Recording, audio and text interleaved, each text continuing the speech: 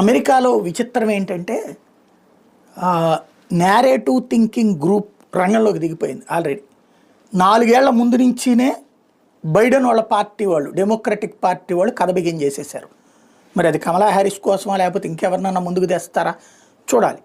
ఏంటంటే ఇప్పటి నుంచినే ఒక వ్యతిరేకత సృష్టించడం. వీకెండ్ ఆదివారం పూట ఖాళీగా ఉంటారు కదా, శని ఆదివారాలు 2 రోజులు సెలవు. ఆదివారం పూట పొద్దున 1 గంట అలా వాకింగ్ చేస్తారు.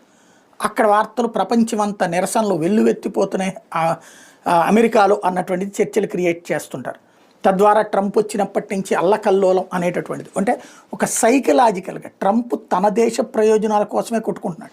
మిగతా దేశాల వాళ్ళు ఏడవాలి, వాళ్ళ దేశంలో వాళ్ళు ఏడవడం ఏంటి వెరితనం కాకపోతే. అంటే కావాలని క్రియేట్ చేస్తారు ఇట్లాంటివి.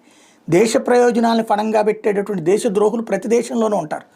వీళ్ళు పరాయి దేశం కోసం కాదు, వాళ్ళ సొంత రికగ్నైజేషన్ కోసం అని చెప్పి దరిద్ర పనులు చేస్తుంటారు వీళ్ళందరూ.